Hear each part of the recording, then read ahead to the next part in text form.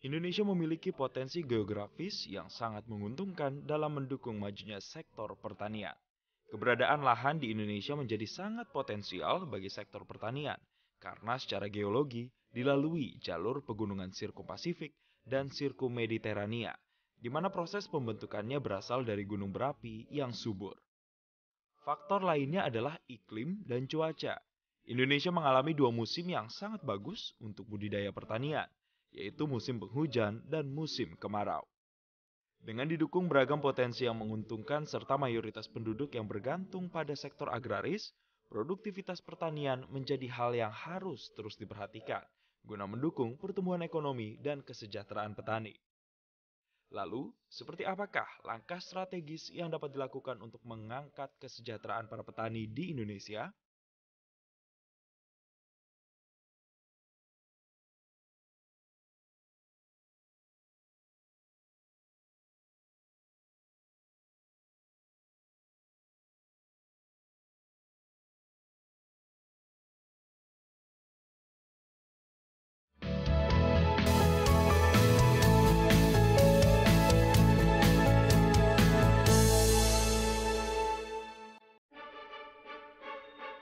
Pertanian di Indonesia merupakan sektor potensial yang mampu menopang pertumbuhan ekonomi nasional. Hal ini dibuktikan oleh pertumbuhan ekonomi yang kian menunjukkan nilai positif pada kuartal kedua di sektor pertanian sebesar 16,24%. Namun demikian, tantangan dalam meningkatkan produktivitas pertanian memerlukan perhatian khusus dari berbagai pihak. Diperlukan pengelolaan pertanian melalui proses bisnis yang tidak hanya berhenti pada proses panen saja, tetapi hingga pemasaran. Pertanian berbasis korporasi menjadi strategi ideal untuk membangun kelembagaan ekonomi yang kuat bagi para petani di Indonesia.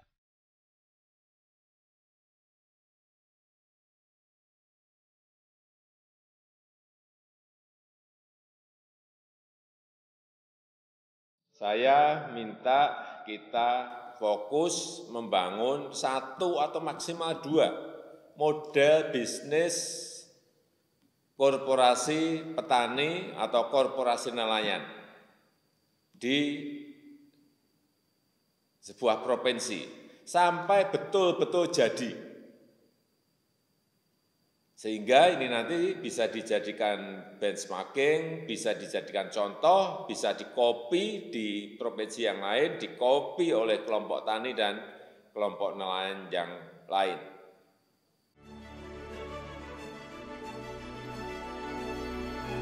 Pertanian berbasis korporasi petani menjadi sebuah strategi pengelolaan pertanian yang potensial guna menjaga pertumbuhan ekonomi di sektor pertanian yang secara langsung juga berdampak pada nilai tambah dan kesejahteraan petani melalui usaha tani yang berkelanjutan dan terintegrasi dari hulu sampai hilir.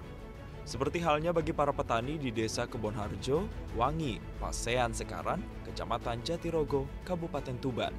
Lahan pertanian yang sebelumnya hanya dimanfaatkan untuk pertanaman jagung konsumsi yang mengandalkan pasokan benih dari daerah lain, kini para petani di daerah tersebut mulai beralih menjadi produsen benih jagung hibrida atau F1 yang mampu menopang kebutuhan benih di berbagai daerah.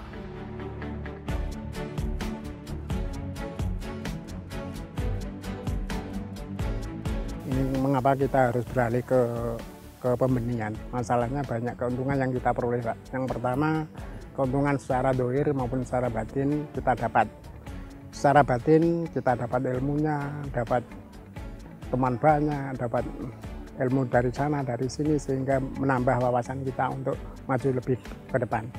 Dan yang kedua, masalah finansial. Ini jelas sangat-sangat menguntungkan bagi petani, Pak.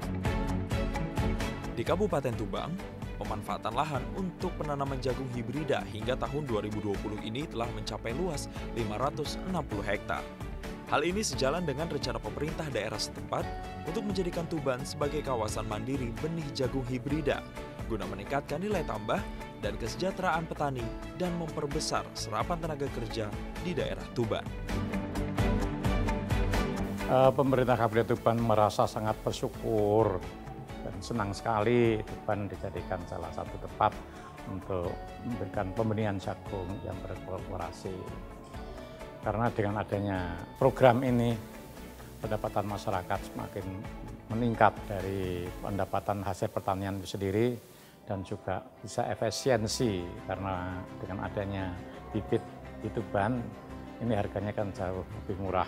Maka pemerintah Kabupaten Tuban sangat mendukung dan memberikan fasilitas mulai dari menyumbang, membantu tentang pengairannya, bornya, kemudian untuk alat tanamnya, alat panennya, dan untuk perontoknya, dan juga pengiriman pupuk dan sebagainya, sebagai bentuk syukur kami pada pemerintah pusat yang telah mengistimewakan Tuban dijadikan tempat pembenihan atau pertanian yang berbasis korporat untuk pembenihan jagung hibrida.